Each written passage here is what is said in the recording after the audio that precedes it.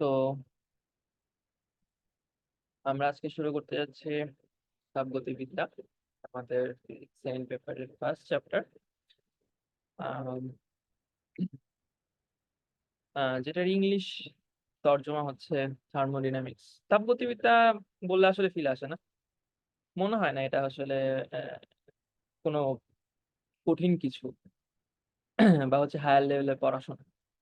Thermodynamics বললে একটু ভারী ভারী শোনায়, বা মনে হয় যে হায়ার লেভেলের কোনো কিছু।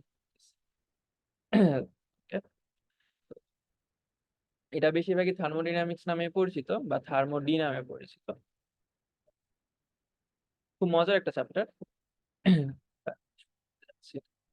ওকে, তো প্রথমে চলে আসা যাক গুণীজন কহেন। আমাদের সমাজে বড়দের কথা মানার একটা কি আছে, ট্রেন্ড আছে। যদি এখন মানে না, বাট হচ্ছে আমাদের সবসময় কোনো কিছু শুরু করার আগে গুরুজনদের পরামর্শ নিতে হয় আর কি। ওকে, তো তেমনই এক গুরুজন হচ্ছে আমার আর্নল্ড সোমারফিল্ড। এটা আমরা চ্যাপ্টার 2 যখন গুণগত রসায়ন পড়ছিলাম তখন ওনার নামটা আমাদের প্রথমবারের মতো সামনে আসছে। তো উনি কি বলে একটু দেখি। Thermodynamics is a funny subject. The first time you go through it, you don't understand it at all. The second time you go through it, you think you understand it, except for one or two small points.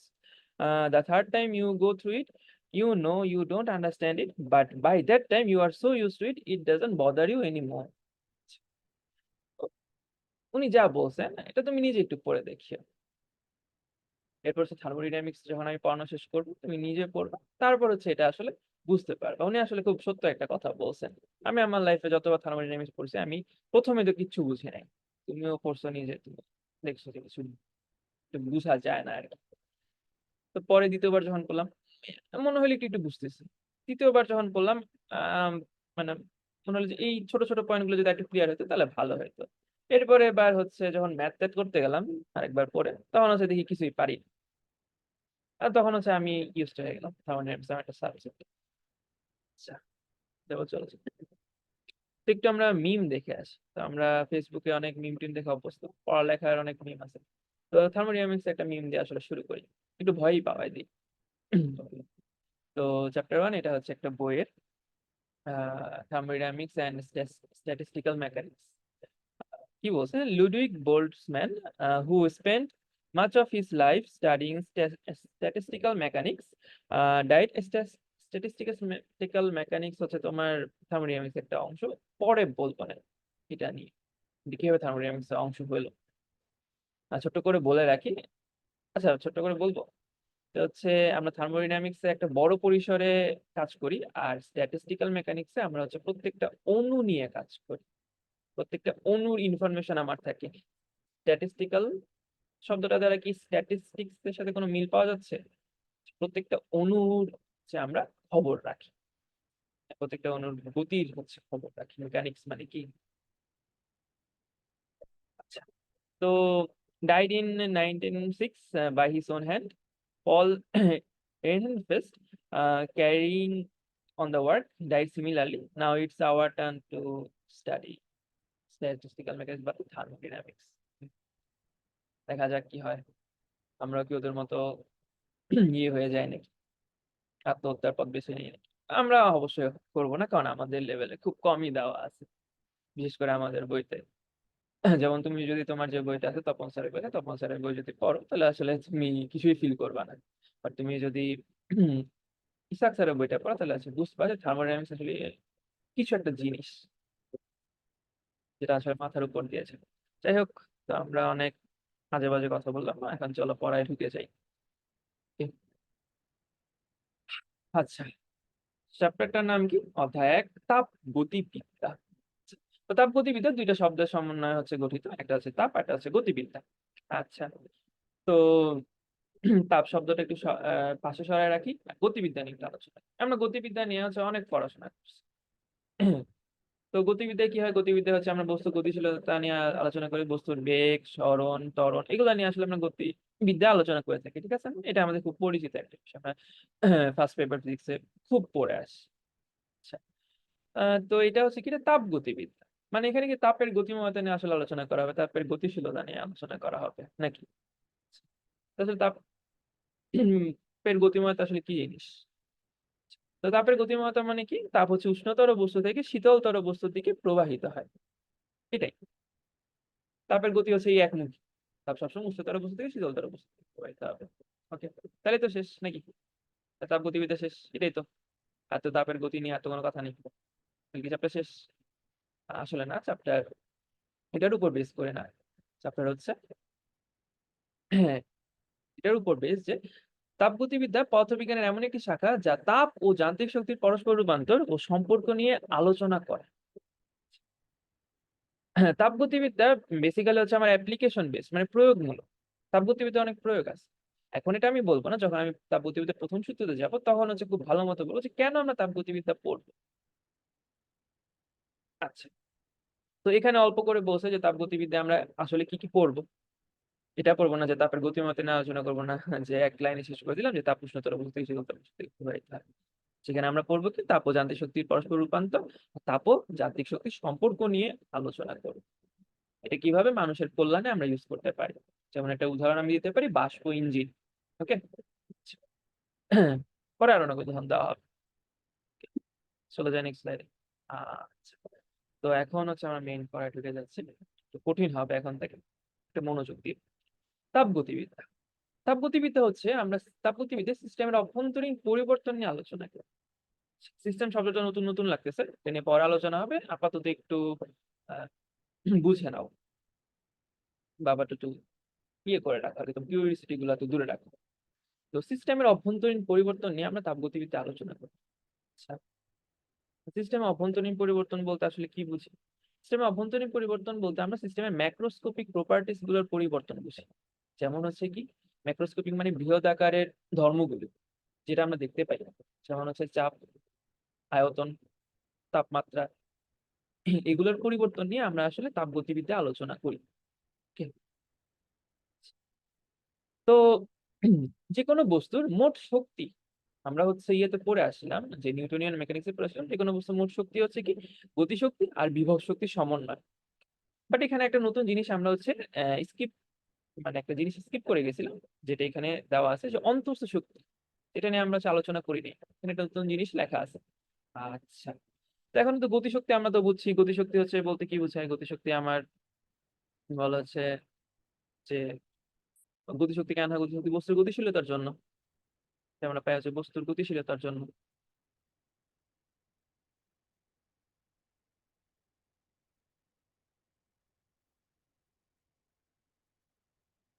গতিশীলতার জন্য। আচ্ছা, বিভব শক্তি বলতে কি বুঝি? বিভব শক্তি হচ্ছে আমরা অনেক প্রকার বিভব শক্তির সাথে পরিচিত। একটা হচ্ছে কি মহাকর্ষীয় বিভব শক্তি, আর একটা হচ্ছে কি তড়িৎ বিভব শক্তি। দেখে নিই, মহাকর্ষীয়, তড়িৎ বিভব।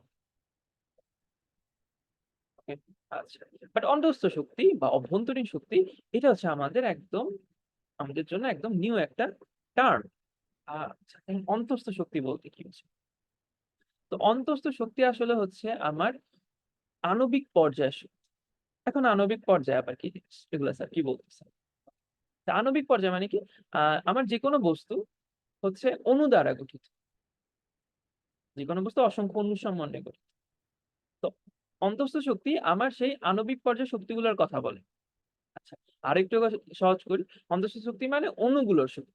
আচ্ছা, অণুগুলোর মধ্যে আবার কি কি শক্তি থাকতে পারে?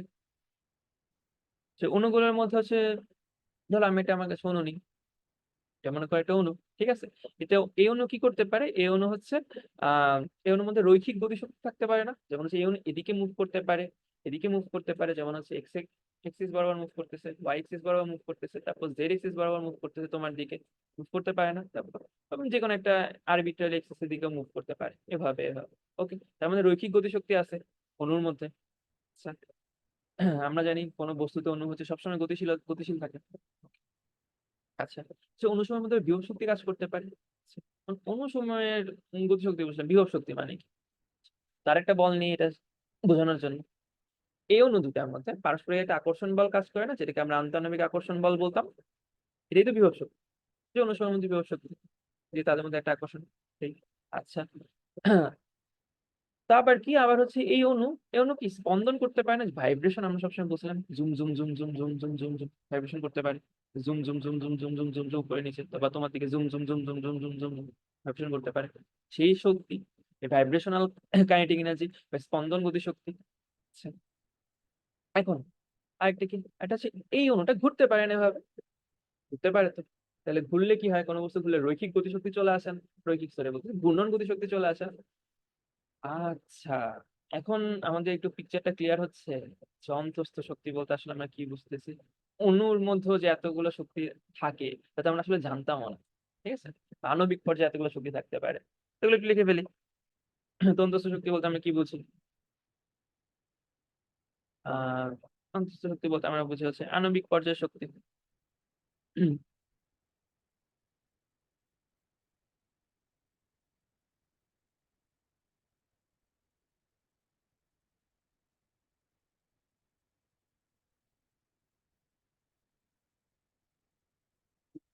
ওকে, যেমন হতে পারি অণুসমূহর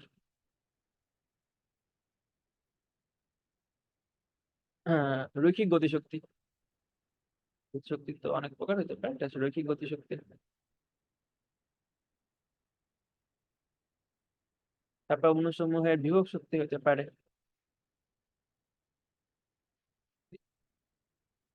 তারপর আবার কি হতে পারে, ওই যে আমরা পড়ছিলাম ঘূর্ণন গতিশক্তি,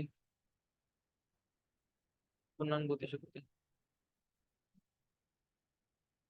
তারপর কি হতে পারে, স্পন্দন। এগুলাই তো, আরো অনেক কিছু হইতে পারে, ওগুলো হচ্ছে আমরা বাদ দেয়, আমরা এত ডিপে যাবো না, অন্তঃস্থ শক্তি একটা খুব নিজে একটা ডিপ টপিক।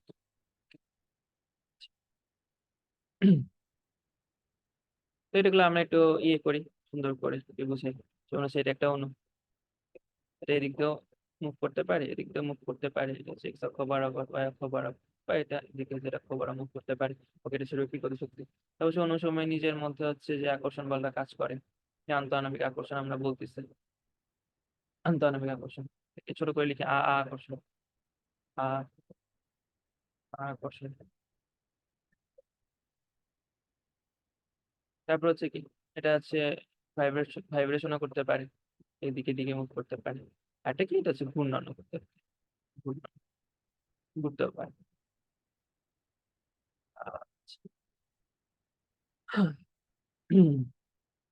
এখন চলে যায় আদর্শ গ্যাস। তো এখন কোথায় হচ্ছে আমরা বস্তু, সিস্টেম, হ্যান ত্যানের আলোচনা থেকে এখন আবার আদর্শ গ্যাসে চলে আসলাম।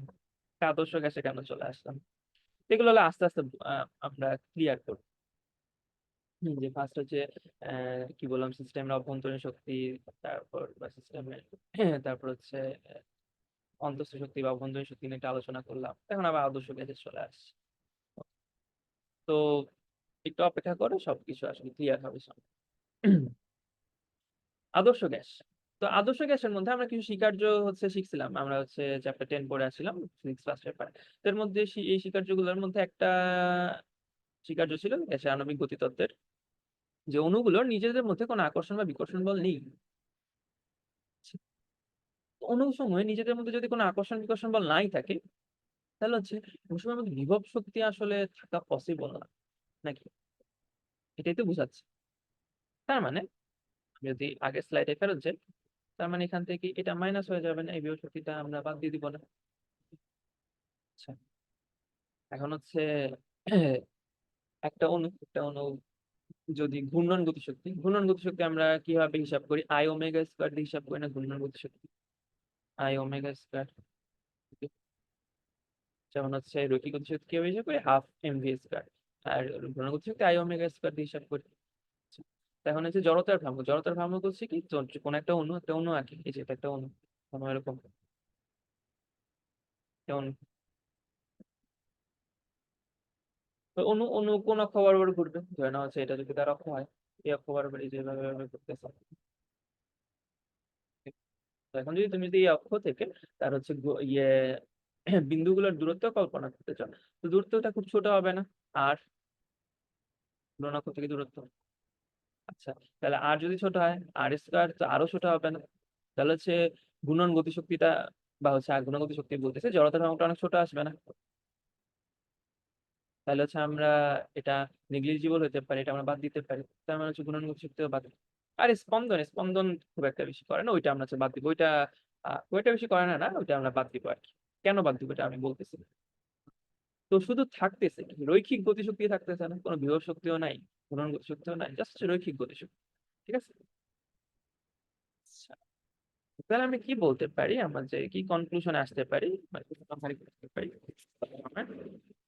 হুম, গ্যাসের কোন গ্যাসের অন্তস্থ শক্তি বা অভ্যন্তরীণ শক্তি হচ্ছে গ্যাসের গতিশক্তি। আচ্ছা,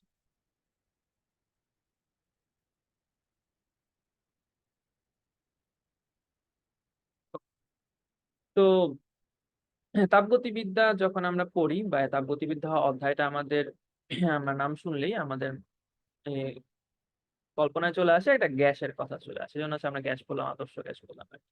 বা গ্যাসের কথা মাথায় আসলে আমরা আদর্শ গ্যাসের আলোচনা চলে আসে। তো আমরা যখন এই অধ্যায়টা পড়ি তখন আমাদের মনে হয় হচ্ছে কি তাপগতিবিদ্যা হচ্ছে কোনো গ্যাসীয় একটা টপিক, মানে গ্যাসের জন্যই প্রযোজ্য এমন একটা টপিক। আসলে তাপগতিবিদ্যার যে সূত্রগুলো সেগুলো হচ্ছে কঠিন, তরল, গ্যাসীয় সকল পদার্থের জন্যই প্রযোজ্য। সুপার সলিড, সুপার ফ্লুইড সবকিছুর জন্য হচ্ছে তাপগতিবিদ্যার সূত্র প্রযোজ্য। তাপগতিবিদ্যা এমন কিছু না যে হচ্ছে যে এটা শুধু গ্যাসীয় পদার্থের ক্ষেত্রেই অ্যাপ্লিকেবল হবে এই সূত্রসমূহ। এটা একটা জেনারেল ল, এটা আমার তোমার ক্ষেত্রেও ভ্যালিড। কিভাবে ভ্যালিড এটা আমরা পরে আলোচনা করবো। আজকে তো আমাদের জাস্ট শুরু। ওকে। তো এখন আমরা চলে যাই মজার বিষয়, একটা মজার আলোচনা। সিস্টেম কি, পরিপার্শ্ব কি। তো খুবই ছাড়া ছাড়া টপিক লাগতেছে যে কোথায় কোথায় চলে যাচ্ছে। এটা অবশ্যই একটা সময় পর সেন্স তৈরি করবো। আচ্ছা, তো আমরা এখন একটু পড়ি, পড়ার চেষ্টা করি বা বোঝার চেষ্টা করি। সিস্টেম কি, পরিপার্শ্ব কি, একটা খুব বড় কোশ্চেন। ওকে, আমরা সবার মনে এই কোশ্চেনে থাকে সিস্টেম বলতে আসলে কি বোঝায়, আহ, বা পরিপার্শ্ব বা বা পরিবেশ বলতে আসলে কি বোঝায়। দেখি আজকে আমি ক্লিয়ার করতে পারি কিনা তোমার কাছে সিস্টেম আর পরিবেশ। আহ, একটা মজার ইয়ে দিয়ে শুরু করি। System plus পরিপাশ। পরিপাশ মানে চারপাশে।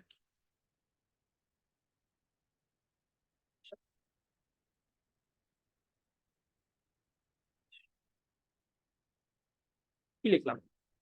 সিস্টেম যোগ পরিপার্শ্ব ইজিক্যাল টু মহাবিশ্ব। মানে সিস্টেম আর পরিপার্শ্ব মিলে হচ্ছে আমার এই মহাবিশ্বটা গঠন হয়েছে। তার পরিবেশে পরিপার্শ্ব মিলে আমাদের মহাবিশ্বটা গঠিত। ঠিক আছে, মহাবিশ্বটা গঠন করছে কি হবে। তো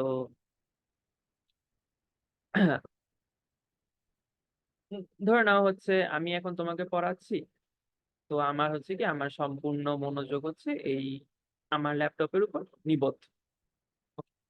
তো এটা হচ্ছে আমার সিস্টেম, আমি যে আসলে তোমাকে পড়ানোতে আগ্রহ। এর বাইরে যা কিছু আছে সব আমার পরিবেশ না। ওই দূরের তারাও আমার পরিবেশ, আমার জন্য পরিবেশ। এই কাছের হচ্ছে আমার ফ্যানটা আমার জন্য পরিবেশ। তো সিস্টেম আর পরিবেশ মিলে পরিবেশ মহাবিশ্ব গঠন করলো না। তো সিস্টেম, সিস্টেম হচ্ছে আমরা হচ্ছে পরিবেশের ছোট্ট একটা অংশ যেটা সম্পর্কে আমরা জানতে আগ্রহী। সিস্টেম কি, পরিবেশের ছোট্ট একটা অংশ।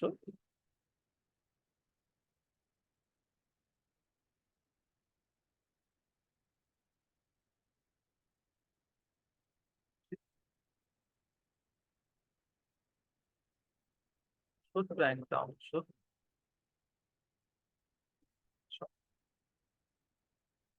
যা সম্পর্কে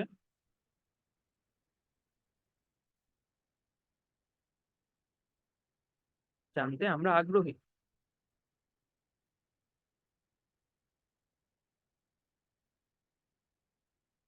যেমন তুমি হচ্ছে তোমার চেয়ারে বসে হচ্ছে আমার লেকচার গুলো দেখতেছো। Okay? তো তুমি কি করতেছো, তুমি আছে এখন জাস্ট হচ্ছে তাপ গতিবিদ্যা শিখতে আগ্রহী। এর বাকি অন্য কোনো কিছুতে তোমার হচ্ছে মনোযোগ নেই, অন্য কোনো ডিস্টার্বনেস, তোমার ভাই তোমাকে ডিস্টার্ব করেছে এটা তোমার কোনো মনোযোগ নাই, তোমার অন্য রুমে শব্দ হচ্ছে এটাতে কোনো মনোযোগ নেই। তোমার সিস্টেম কি, তোমার ল্যাপটপ বা মোবাইল আর হচ্ছে তুমি। ঠিক আছে না, তুমি আর তোমার ল্যাপটপ মিলে একটা সিস্টেম তৈরি করছো। মানে আমি তাপগতিবিদ্যা সম্পর্কে জানতে আগ্রহী, বা সিস্টেম এমন একটা জিনিস, পরিবেশের একটা ছোট্ট অংশ যেটা সম্পর্কে আমরা জানতে আগ্রহী। আর পরিপার্শ্ব কি? পরিপার্শ্ব হচ্ছে সিস্টেম ব্যতীত সবকিছু, সিস্টেম ছাড়া সবকিছু।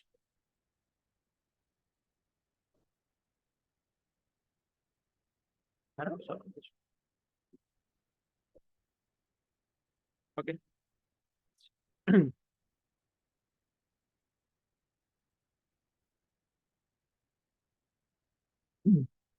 এখন সিস্টেম আর পরিপার্শ্বকে কে আলাদা করে?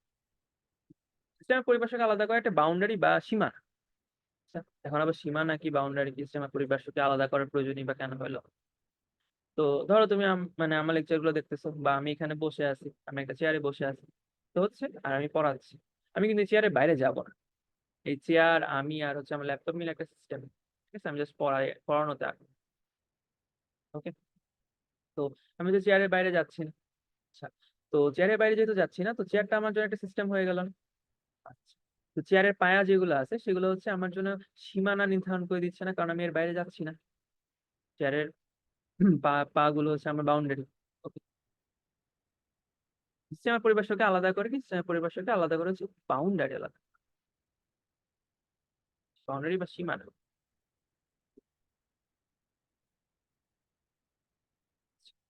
তো বাউন্ডারি হইতে পারে, বাউন্ডারি আসলও হইতে পারে, কাল্পনিক হইতে পারে। যেমন কি? এই যে আমি যে কল্পনা করতেছি আমি চেয়ারের বাইরে যাচ্ছি না, এটা একটা কাল্পনিক বাউন্ডারি না কাল্পনিক সীমানা না আমাদের জন্য? আবার আসল সীমানা আসলে হইতে পারে, সেটা আমরা দেখবো সামনে। চলো বিভিন্ন ধরনের সিস্টেমের সাথে পরিচয় হবে না। আচ্ছা, তো বিভিন্ন ধরনের সিস্টেমের মধ্যে প্রথম সিস্টেমটা হচ্ছে উন্মুক্ত সিস্টেম বা ওপেন সিস্টেম। ওপেন সিস্টেমের হচ্ছে ইয়েটা কি, সংজ্ঞাটা কি? ওপেন সিস্টেম বলতে কি বোঝায়? ওকে, তো ওপেন সিস্টেম মানে হচ্ছে, ওপেন সিস্টেম হচ্ছে পরিবেশের সাথে ভর বিনিময় বা শক্তি বিনিময় দুইটাই করতে পারে। ভরের বিনিময়, শক্তির বিনিময় দুইটাই করতে পারে।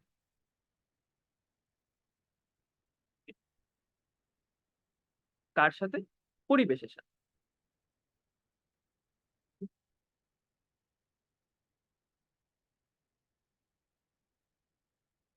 তো চলো একটা উদাহরণ দেখে আসো। তো তো এটা একটা পাত্র রাখলাম, খোলা পাত্র। আচ্ছা, এখানে আছে তো আমার পানি আছে, পানি আর কি।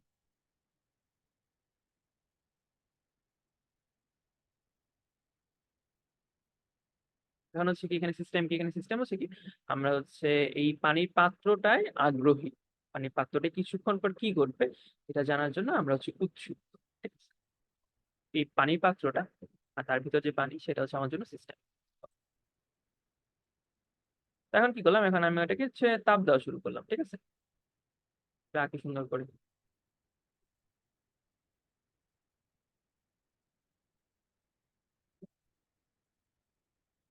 এখান থেকে হচ্ছে তাপ দেওয়া শুরু করলাম।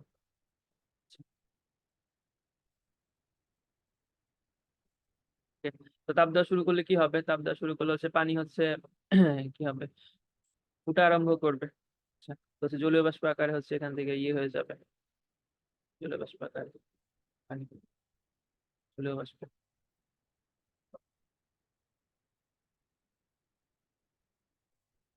বাষ্প আকারে বের হয়ে যেতে থাকবে। যেহেতু খোলা পাত্র, সেহেতু সেটা হচ্ছে পাত্র থেকে বের হয়ে যাবে। তার মানে কি, যখন জলীয় বাষ্প আকারে পানি হচ্ছে চলে যাচ্ছে, তখন হচ্ছে কি আমার ভরটা কমে যাচ্ছে না? যে ভর, কিছু ভর কমে যাচ্ছে না। তার মানে হচ্ছে কি, পরিবেশের সাথে আমার ভরের বিনিময় হয়েছে না? ওকে। আবার হচ্ছে পরিবেশের সাথে শক্তিও বিনিময় হচ্ছে না এখানে, এই যে আমি তাপ দিচ্ছি, তো পরিবেশের সাথে বা শক্তিরও বিনিময় হচ্ছে। মানে পরিবেশ থেকে শক্তি দিতেও পারতেছে, আবার নিতেও পারতেছে। ঠিক আছে না? আচ্ছা, মানে উন্মুক্ত সিস্টেম সেই একটা সিস্টেম যেটা হচ্ছে পরিবেশের সাথে ভরা ও শক্তি উভয় বিনিময় করতে পারে, যেটা আমরা এই উদাহরণ থেকে ক্লিয়ার হইলাম। ঠিক আছে। ওকে। এরপর হচ্ছে আমরা বদ্ধ system। এটা একটু মজার একটা সিস্টেম। তো তার আগে বদ্ধ সিস্টেম শেখার আগে আমরা হচ্ছে একটা জিনিস আহ, ইয়ে করে আসি, জেনে আসি।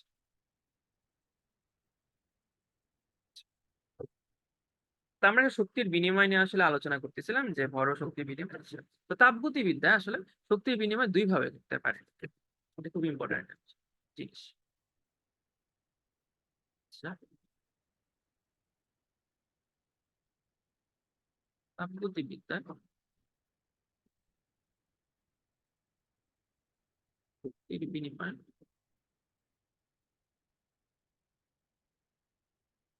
দুই ভাবে হতে পারে। আর কোন দুই ভাবে হতে পারে? একটা হচ্ছে কি তাপ রূপে, তাপ রূপে হতে পারে। আরেকটা হচ্ছে কি, আরেকটা হচ্ছে কাজের মাধ্যমে।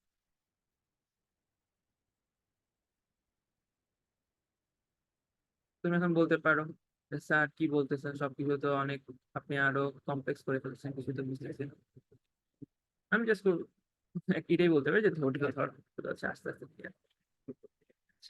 তো আবার আমি একটু ইয়ে করি করি যে তাপগতিবিদ্যায় হচ্ছে আমার শক্তি দুই ভাবে বিনিয়োগ আছে, তাপ রূপে, আর এটা হচ্ছে কাজের মাধ্যমে।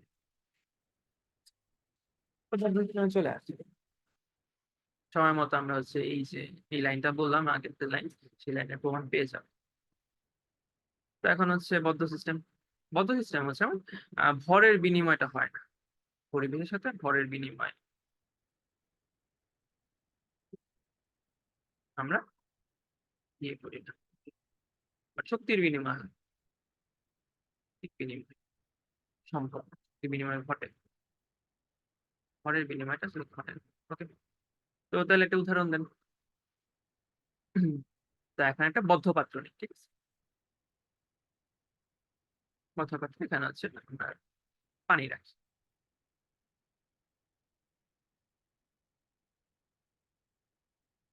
Okay? আচ্ছা। আহ এখন দেখা যাচ্ছে সীমানা নিয়ে একটা আলোচনা করি, যে এই যে এটা যে আমার উন্মুক্ত সিস্টেম ছিল, ওপেন সিস্টেম বলতেছে, এখানে হচ্ছে দেখো এই সীমানাটা, পরের এই সীমানাটা, এটা হচ্ছে কি, এটা হচ্ছে একটা যে সীমানা, এটা হচ্ছে কি, এটা হচ্ছে আমার একটা কাল্পনিক সীমানা, এখানে আসলে কোনো সীমানা বা বাউন্ডারি নেই। ওকে, আচ্ছা, এই সিস্টেমের সাথে, সিস্টেমকে সাথে পরিবেশকে আলাদা করছে, আশেপাশকে আলাদা করছে, যে এটা না, খোলা পাত্রের এই জায়গাটা, এটা হচ্ছে কি একটা কাল্পনিক সীমানা। বাট এখানে দেখো, এখানে হচ্ছে এই যে যে সীমানাটা, এটা হচ্ছে কি একটা আসল সীমানা। তো এই সীমানা যেটা, এটা হচ্ছে পরিবাহী পদার্থের আবরণ, তা হচ্ছে যে ইয়েটা পাত্রটার পরিবাহী পদার্থের আবরণ দেওয়া, পরিবাহী মানে তাপ পরিবাহী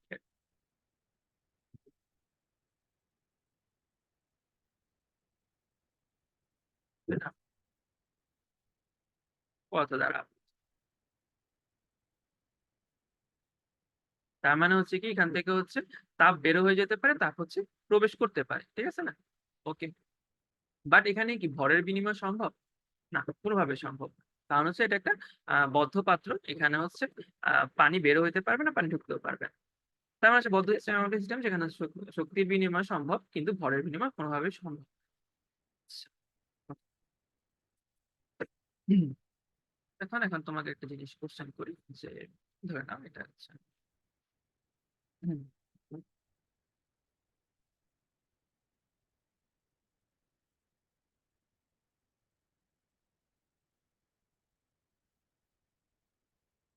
এটা হচ্ছে মনে করো একটা সিলিন্ডার, সিলিন্ডার হচ্ছে আমার গ্যাস আছে, যে কোনো একটা গ্যাস, আর হচ্ছে উপরে একটা পিস্টন আছে, ঠিক আছে?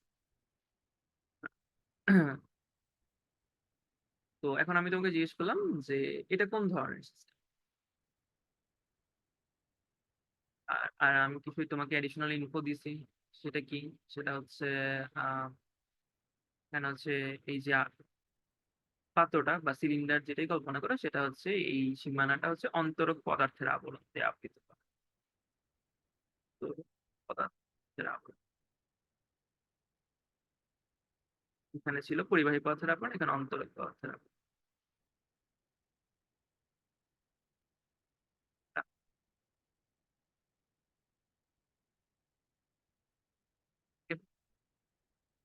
আচ্ছা, এখন তোমাকে জিজ্ঞেস করছি এটা হচ্ছে কোন ধরনের সিস্টেম। শোনা হচ্ছে কি এটা কোন ধরনের, এটি কোন ধরনের সিস্টেম বলতে পারবা? একটু ভিডিও পজ করে চিন্তা করে দেখো তো।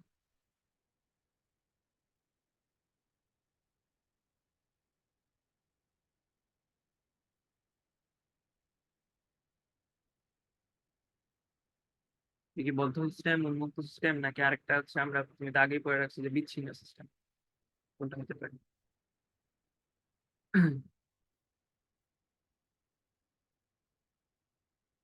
চিন্তা করছো? আমি একটু বলার চেষ্টা করি যে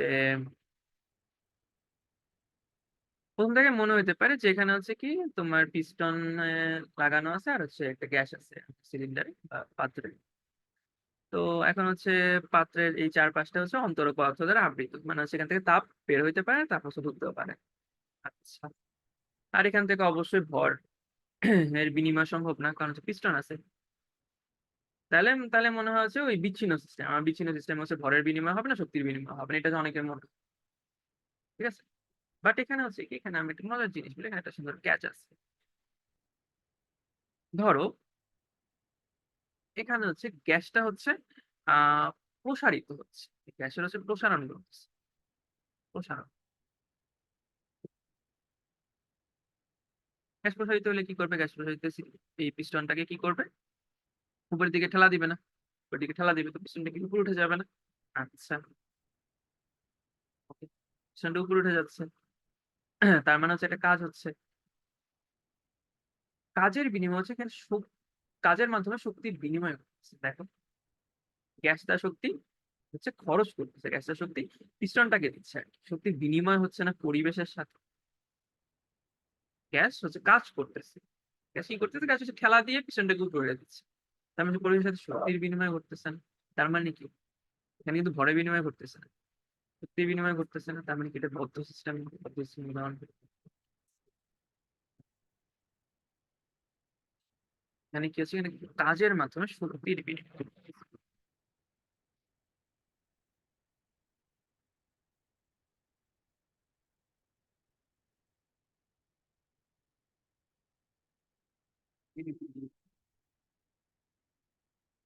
হচ্ছে। এখন তো ওই কথাটার প্রমাণ পেয়ে গেল যে আমার তাপগতিবিদ্যা শক্তির বিনিময় দুই ভাবে হতে পারে, একটা হচ্ছে তাপ রূপে, ওই যে তাপ বের হয়ে যায়, বা তাপ ঢুকে বের আর কি। আর হচ্ছে কাজের বিদ্যা, যে মাধ্যমে হচ্ছে শক্তির বিনিময় হতে পারে। যেমন হচ্ছে কি, যে কোন একজন ক্ষুধার্ত ব্যক্তি রাস্তায় আছে, তো তুমি কি করতে পারো, ওকে হচ্ছে খাওয়া কিনে দিতে পারো। তাহলে হচ্ছে কি, ও হচ্ছে কি শক্তি পাবে। তারপর হচ্ছে সে কোনো একটা কাজ করে খেতে পারবে। বাট আরেকটা কি কাজ করতে পারো, সে হচ্ছে তুমি তার হয়ে তার কাজটা করে দিতে পারো। যেমন ধরো কি, সে হচ্ছে উম, খেটে খাওয়া মানুষ, সে হচ্ছে ঠেলা গাড়ি চালায়, তুমি তুমি তার যদি তার ঠেলা গাড়িটা ওই দিন চালায় দাও, তাহলে হচ্ছে কি তার জন্য হেল্প হয় না, তার শক্তিটা ইয়ে হইলো না। ওকে,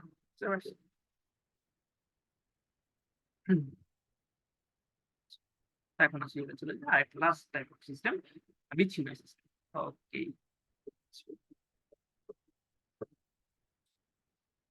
তো বিচ্ছিন্ন সিস্টেম হচ্ছে কি, বিচ্ছিন্ন সিস্টেম হবে কি যেখানে হচ্ছে ভরের বিনিময় শক্তির বিনিময় কোনোটাই হবে না। ঠিক আছে, ভরের বিনিময় লিখি,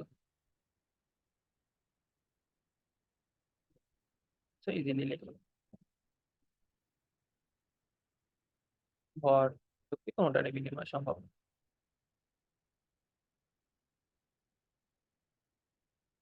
এরকম সিস্টেম আসলে কি হতে পারে? একটা সিস্টেম,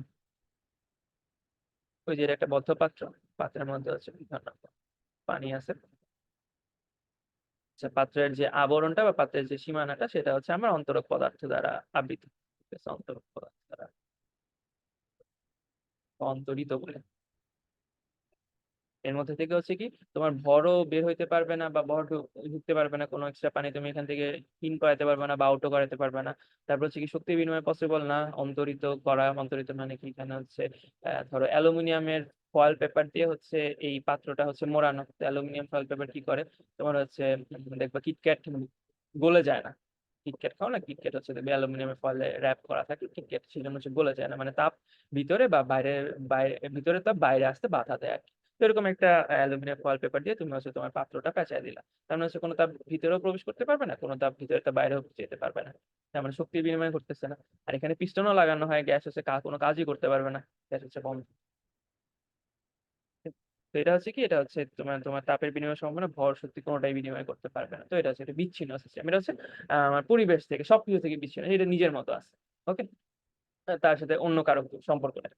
সম্পর্ক কি হবে, কোনো কিছু বিনিময়ের মাধ্যমে তো সম্পর্ক হয়, যে ও তোমাকে কিছু দিল, তারপর তুমি ওর থেকে কিছু নিলা, এটাই আর কি। তো আমরা প্রতিবেশীর সাথে তো এইভাবে সম্পর্ক হয়।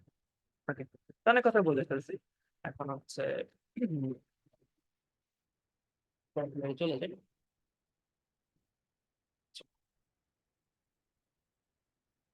কি অবস্থায় আছে আমাদের সিস্টেম?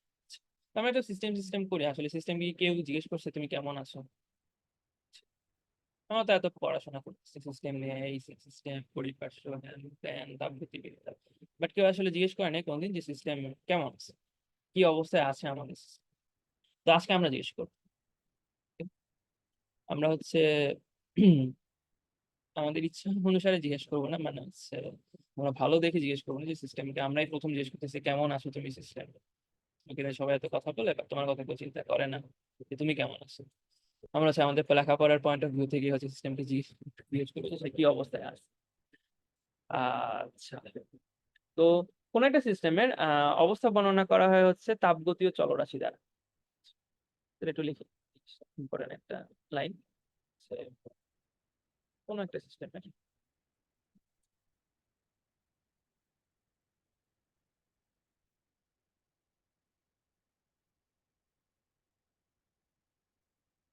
সিস্টেমের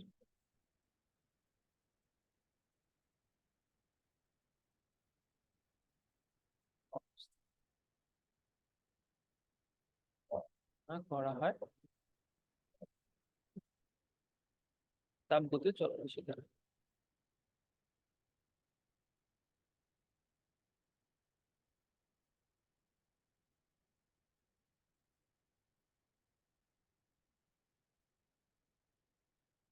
এখন এই তাপগতীয় চলরাশি আবার জিনিসটা কি?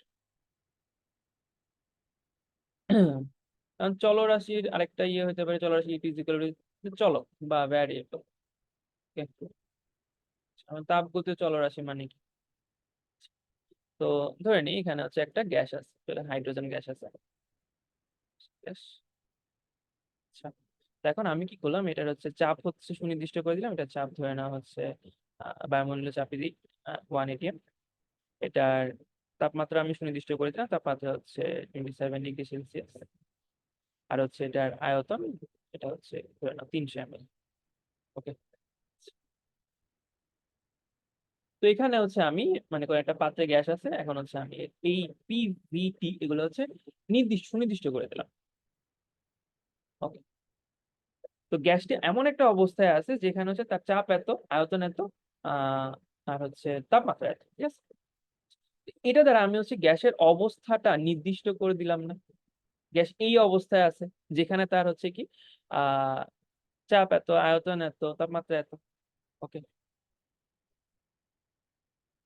এখন যদি আমি এর কোনো একটা চেঞ্জ করি, তাহলে গ্যাসের অবস্থার পরিবর্তন হয়ে যাবে না? কোনো একটা চেঞ্জ করি, সে অবস্থা পরিবর্তন হয়ে যাবে। আচ্ছা, তো তাপগতীয় চলক বা তাপগতীয় চলরাশি, তো তাপগতীয় চলরাশি হচ্ছে আমার তাপগতীয় চলরাশি মোটামুটি 4টা আছে। তো তাপগতীয় চলরাশি 4টা কি কি? এটা হচ্ছে আমার পি, হচ্ছে প্রেসার, একটা হচ্ছে আয়তন, একটা হচ্ছে তাপমাত্রা, আর একটা হচ্ছে কিউ বা তাপ আর কি। Okay. তো এইগুলো হচ্ছে আমার ভ্যারি করায় করায়, মানে ভ্যারিয়েবল, এগুলো হচ্ছে ভ্যারিয়েবল, তো এগুলোকে আমরা ভ্যারি করায় করে আমরা হচ্ছে সিস্টেমকে বিভিন্ন প্রসেসে আগাতে পারি। ওকে, এগুলোকে ভ্যারি করে করে আমরা হচ্ছে সিস্টেমকে বিভিন্ন প্রসেসে আগাতে পারি। আচ্ছা, যেমন কি, যেমন হচ্ছে আমরা হচ্ছে এটাকে এগুলোকে কয়ভাবে ফিক্স করতে পারি? 4টা চলক আছে, 4ভাবে ফিক্স করতে পারি। যেমন হচ্ছে কি, আমি হচ্ছে ফার্স্টে কি কাকে ফিক্স করলাম, ফার্স্টে ধরো হচ্ছে আমি যদি চাপকে ফিক্স করি, তাহলে হবে হবে আমার ইয়ে হবে কি, তাপগতীয় প্রক্রিয়াটা কি হবে? সমচাপ না? সমচাপ।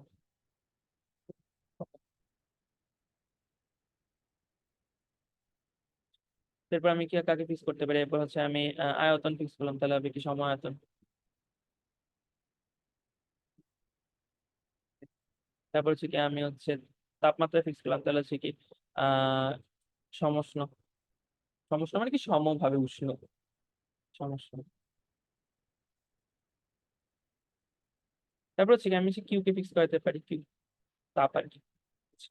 কিউ কে, এটা একটা সুন্দর নাম আছে, রুদ্ধতাপ। যেটা হচ্ছে আমরা আসলে বুঝি না রুদ্ধতাপ ওই জিনিসটা কি। আহ তাপকে রুদ্ধ করার, তাপকে বাইরে বের হইতে না দাও। তো এখন একটা জিনিস মনে রাখতে হবে, এখানে যে কোনো একটা ফিক্স করলে বাকি তিনটা কিন্তু অটোমেটিক্যালি তোমার চলো, বাকি তিনটা কিন্তু মানে অটোমেটিক্যালি ইয়ে হয়ে যাবে, ভ্যারিয়েবল হয়ে যাবে। এখানে যে কোনো একটা তুমি ফিক্স করতে পারো, বাকি তিনটা হচ্ছে চলো। এটা লিখিত ইম্পর্টেন্ট একটা কথা, যে কোনো তিনটাকে ফিক্স করলেই, যে কোনো একটা সরি, যে কোনো একটা ফিক্স করলে বাকি তিনটাই কিন্তু চলো।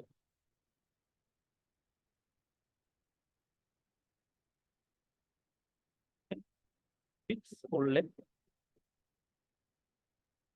দিলেই বাকি তিনটাই চলো।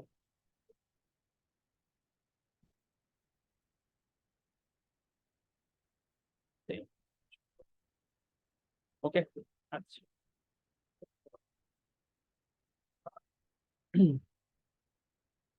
তো এখন হচ্ছে কি তাপগতিবিদ্যা যখন আমরা চাপড়াটা পড়ি, তখন হচ্ছে আমরা আমাদের চোখে আসলে কি ভাসে প্রথম? চোখে ভাসে হচ্ছে কি আহ আমাদের হচ্ছে একটা সিলিন্ডার, একটা হচ্ছে সিলিন্ডার, যেটা পিস্টন লাগানো আছে, আর তার মধ্যে কি আছে, আদর্শ গ্যাস আছে, ঠিক আছে। এটাই হচ্ছে আমাদের চোখে ভাসে। তো এই অধ্যায়ে আসলে সিস্টেম বলতে আমরা কি বুঝবো? সিস্টেম বলতে আমরা বুঝবো একটা সিলিন্ডার। সিস্টেম বলতে আমরা বুঝবো হচ্ছে কি একটা সিলিন্ডার, ওকে। তার মধ্যে আছে হচ্ছে কি একটা ঘর্ষণবিহীন পিস্টন লাগানো আছে, ঘর্ষণবিহীন পিস্টন লাগানো আছে। আচ্ছা, তার ভিতরে আছে কি আদর্শ গ্যাস। কোনো কিছু না বলে আমরা ধরে নিব এটার ভিতরে আছে একটা আদর্শ গ্যাস আছে, ঠিক আছে। ওকে। আর তার চারপাশে আছে পরিবেশ। তো এটাই হচ্ছে আমাদের সিস্টেম। এটার উপরই হচ্ছে আমাদের সব মনোযোগ নিবিষ্ট থাকবে। আর এটার মধ্যে হচ্ছে আমরা বুঝতে চাইবো অনেক কিছু, মানে এটা নিয়ে আমরা আসলে লেখাপড়া করবো, এটা সম্পর্কে আমরা জানতে আগ্রহ। ওকে, কারণ এটা দিয়ে আমাদের সামনে অনেক কাজ করতে হবে। যাই হোক, তো আমরা চলে যাই। তো বিভিন্ন প্রকার হচ্ছে তাপগতীয় প্রক্রিয়া, প্রক্রিয়া বা different types of thermodynamic process. Process মানে হচ্ছে কোনো কিছু হওয়া আর কি, বিভিন্ন তাপগতীয় প্রক্রিয়া। তো সমষ্ণ প্রক্রিয়া কি হচ্ছে? সমষ্ণ প্রক্রিয়া হচ্ছে আমরা কি সমষ্ণ প্রক্রিয়াকে আমরা ইংলিশে বলি আইসোথার্মাল প্রসেস। আইসো মিন্স হচ্ছে সেম, আইসো মিন্স হচ্ছে আইসো শব্দ হচ্ছে আইসো হচ্ছে সেম। আর থার্মাল মিন্স হচ্ছে থার্ম মানে হচ্ছে তাপমাত্রা বা টেম্পারেচার। তো যে প্রক্রিয়াটা, যে তাপগতীয় প্রক্রিয়া আমার হচ্ছে আহ কনস্ট্যান্ট টেম্পারেচারে সংঘটিত হয়, সেটাই হচ্ছে আমার সমষ্ণ প্রক্রিয়া বা সমভাবে উষ্ণ। ওকে। তো তাপগতীয় প্রক্রিয়া কি? তাপগতীয় প্রক্রিয়া হচ্ছে আমার যে তাপগতীয় প্রক্রিয়া হচ্ছে আমার কনস্ট্যান্ট টেম্পারেচার হচ্ছে না তাপগতীয় প্রক্রিয়াটা, এই যে এটা কনস্ট্যান্ট টেম্পারেচার, তার মানে কি আমার তাপমাত্রার পরিবর্তন হচ্ছে শূন্য। এখানে একটা ইয়ে চলে আসে, তাপমাত্রার পরিবর্তন শূন্য। এই প্রক্রিয়া তাপমাত্রার পরিবর্তন শূন্য।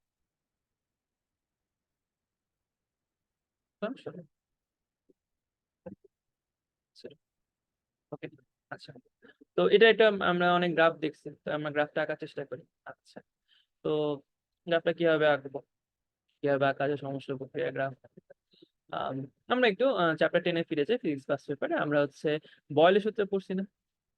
বয়লের সূত্রে আমরা কি পড়ছিলাম, যে স্থির তাপমাত্রায় আহ কোনো গ্যাসের চাপ তার হচ্ছে আয়তনের ব্যস্তানুপাতিক পড়ছিলাম না বয়লের সূত্র অনুসারে?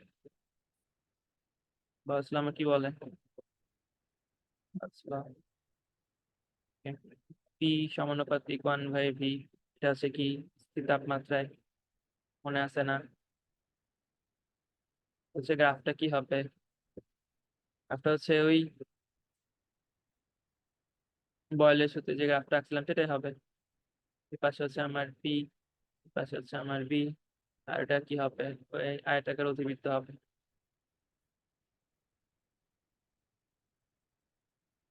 ঠিক আছে না? এই তো আর কি, এখানটা তো নতুন কিছু শিকারি নাই, ওইটাই আগের জিনিস। আচ্ছা, তারপর যে সমচাপীয় প্রক্রিয়া, মানে যে প্রক্রিয়া আছে, যে তাপগতীয় প্রক্রিয়া, চাপ স্থির থাকে।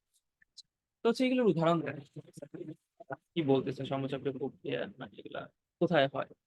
তো হচ্ছে আমার কেমিস্ট্রিতে যেগুলো আমার কেমিক্যাল রিয়েকশন হয়, রাসায়নিক বিক্রিয়া সবগুলো হচ্ছে কনস্ট্যান্ট প্রেসার হয়। যেমন তুমি হেবারবস প্রক্রিয়া বা হেবারবস কেমিক্যাল রিয়েকশন, হেবারবস পদ্ধতিতে হচ্ছে আমার কি অ্যামোনিয়া উৎপাদন, ওইটা দেখো, এটা হচ্ছে একটি নির্দিষ্ট চাপে হয়, 450 কত চাপ, তো আমি লিখি 200 এটিএম চাপে হয় আর কি, 200 এটিএম চাপে হয়। তো এটা একটা কি সমচাপীয় প্রক্রিয়া।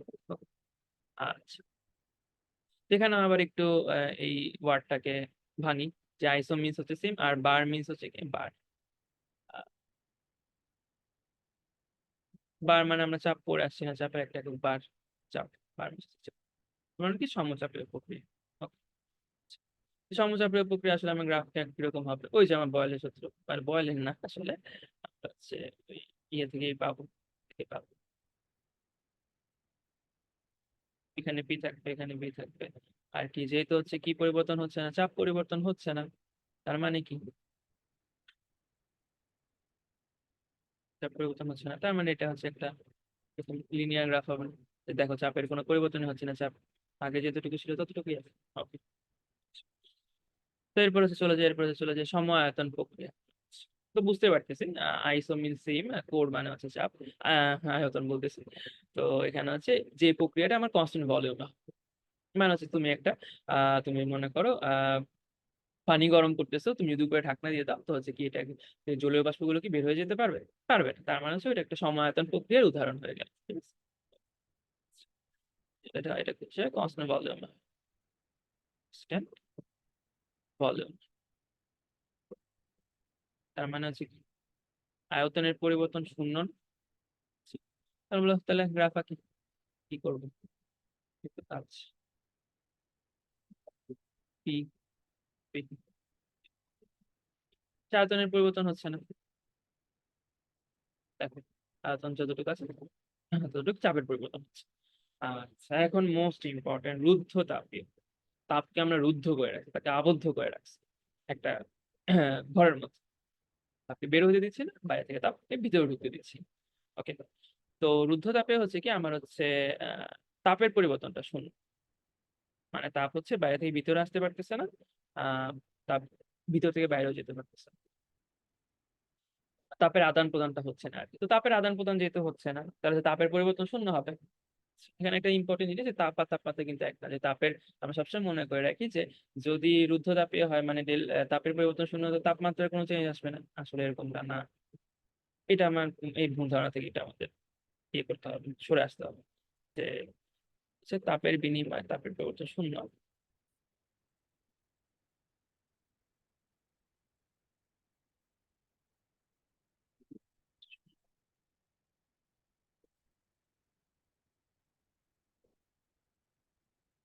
তাপ বিনিময় হয়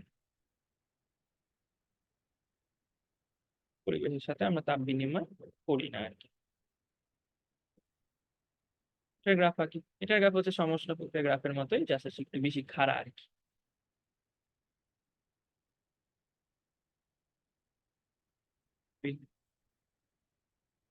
গ্রাফটা একটু খাড়া হবে।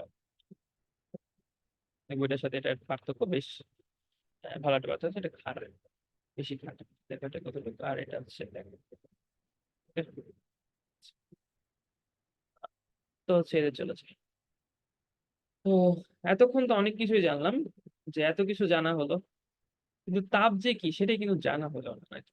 তাপ নিয়ে এত কথা বলতেছি, বা তাপ গতিবিদ্যা নিয়ে এত কথা বলছি, but তাপ কি জিনিস সেটাই হচ্ছে আমরা জানলাম। আর বাকি অনেক কিছু জেনে ফেলছি, সিস্টেম জেনে ফেলছি, সারাউন্ডিংস জেনে ফেলছি, বিভিন্ন তাপগতীয় প্রক্রিয়াও জেনে ফেলছি, মানে অনেক অনেক দূর আগে গেছি, কিন্তু তাপ কি এটা নিয়ে হচ্ছে আমরা আলোচনা করি নাই। তো এখন হচ্ছে তাপ নিয়ে আলোচনা করতে হবে। সেই আগের প্যাচাল এগুলা, তাপ কি, তাপ হচ্ছে শক্তির একটা রূপ, বাট আমি এখানে নতুন কিছু বলছি, টেনশনের কোনো কারণ নেই। যে তাপ কি, তাপ হচ্ছে তাপের হচ্ছে শক্তির একটা রূপ, একটা রূপ, রূপ। ওকে, তো এটাকে আমরা কি কিউ, বড় হাতের কিউ বা ছোট হাতের কিউ দ্বারা প্রকাশ করি। আচ্ছা, এটার একক হচ্ছে কি, এটার একক হচ্ছে জুল, শক্তির একক জুল। জুল। মানে আমরা ক্যালোরি ইউজ করে থাকি। এখন জুল আর ক্যালোরির মধ্যে সম্পর্ক জানো, এটা আসলে লিখে দিতে হবে না আশা করি। আচ্ছা, তো আমি যেটা বলবো এখানে সেটা হচ্ছে যে তাপ হচ্ছে কি, তারপরে একটা সংজ্ঞা আমি দিব, তারপরে একটা সংজ্ঞা হচ্ছে তাপ হচ্ছে একটা শক্তি বিনিময়ের পদ্ধতি। শক্তি বিনিময়ের পদ্ধতি।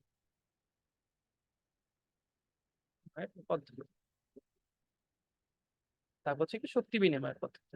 আচ্ছা, আহ তাপের মাধ্যমে শক্তি বিনিময় তখনই পসিবল যখন হচ্ছে আমার দুইটি বস্তুর মধ্যে তাপমাত্রার পার্থক্য বিদ্যমান থাকবে। মধ্যে মাত্রার পার্থক্য বিদ্যমান।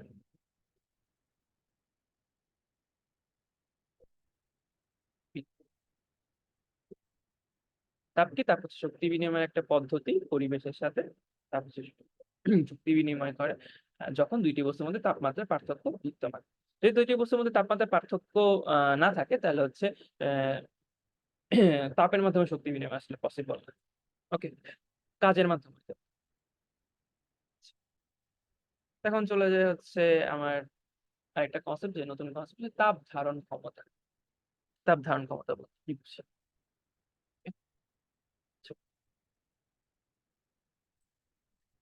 হুম। তাপ ধারণ ক্ষমতা মানে তাপ ধরে রাখার। খুব সিম্পলি যদি আমি লিখতে চাই তাপ ধারণ ক্ষমতা কি বলবো, কি তাপ ধারণ ক্ষমতা,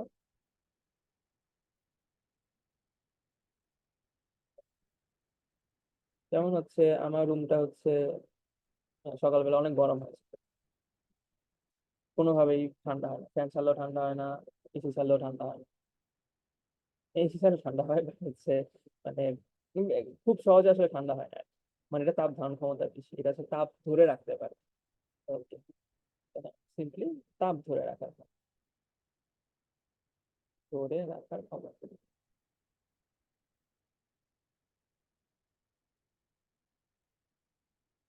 তো এটার সংজ্ঞা কিভাবে দেওয়া হয়, এটা সংজ্ঞা দেওয়া হবে যে কোনো বস্তুর তাপমাত্রা 1 কেলভিন বাড়াতে যে তাপের পরিবর্তন হয় তাকে ওই বস্তুর তাপ ধারণ ক্ষমতা বলে। এটা আমরা লিখে ফেলি, সংজ্ঞাটা লিখে ফেলি।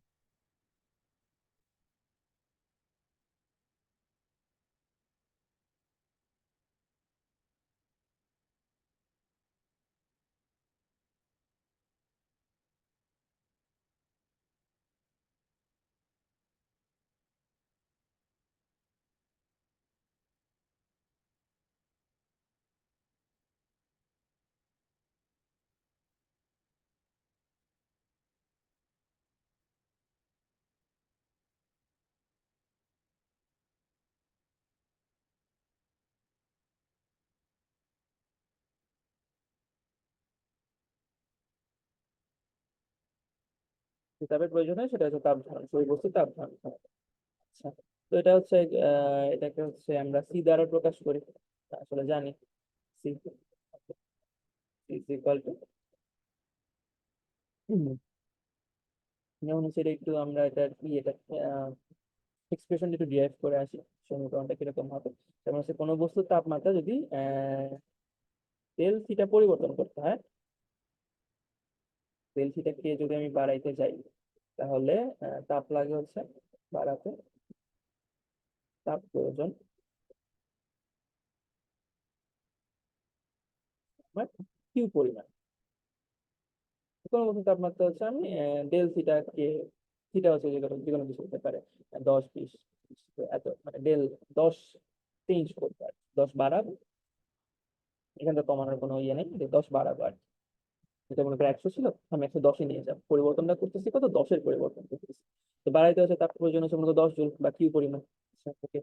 সুতরাং হচ্ছে আমরা কি করব, যে 1 কেলভিন, আমাদের হচ্ছে 1 কেলভিন যদি আমি বাড়াতে চাই, 1 কেলভিন বাড়াতে হচ্ছে আমার কতটা প্রয়োজন হবে, কিউ বাই ডেল থিটা না পরিমাণ।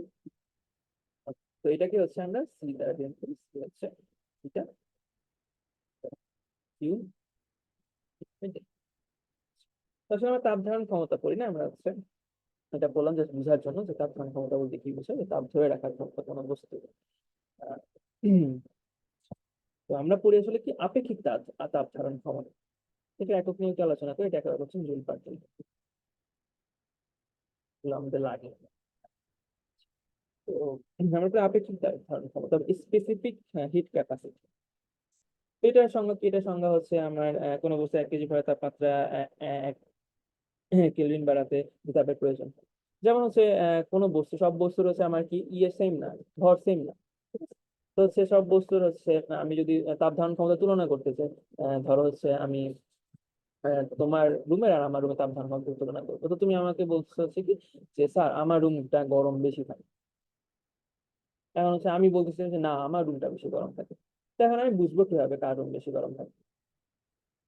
এখন মনে করো আমার কাছে মনে হয়েছে যে আমার রুমটা বেশি গরম, আমি তোমার রুমেও হচ্ছে থাকছি, আমার রুমে হচ্ছে আমি থাকি।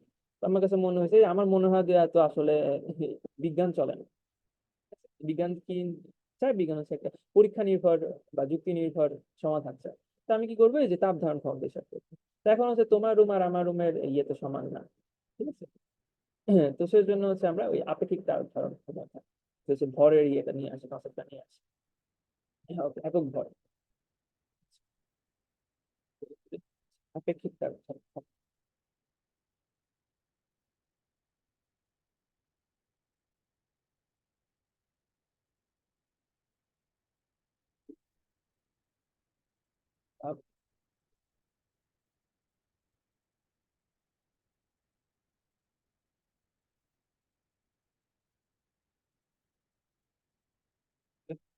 এটার সংজ্ঞা কি? এটার সংজ্ঞা হচ্ছে কোনো বস্তু 1 কেজি ভরের তাপমাত্রা 1 কেলভিন বাড়াতে যে পরিমাণ তাপের প্রয়োজন হয় তাকে ওই বস্তু উৎপাদনে আপেক্ষিক তাপ ধারণ ক্ষমতা বা আপেক্ষিক চাপ বলে।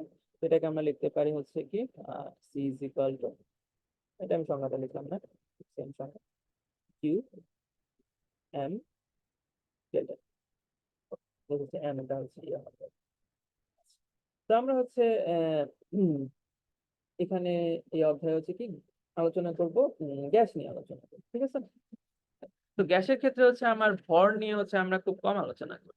সেক্ষেত্রে হচ্ছে আমাদের সুইটেবল কি হচ্ছে পদার্থের পরিমাণ বা মোল নিয়ে আলোচনা করার। ওকে।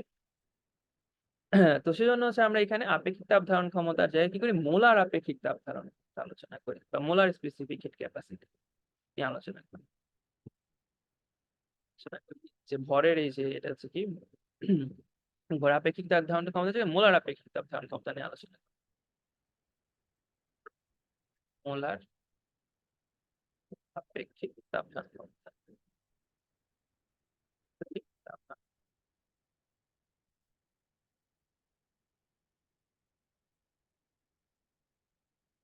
এখানে কি হবে, আমার ভরের জায়গায় হচ্ছে নাম্বার অফ মোলস হয়ে যাবে। তো এটা আমরা কিভাবে করতে পারি, আহ, যে পুরো সমীকরণকে যদি m দ্বারা ভাগ দিই তাহলে হচ্ছে হয়ে যাচ্ছে, ঠিক আছে? ওকে। তো এখন আমাদের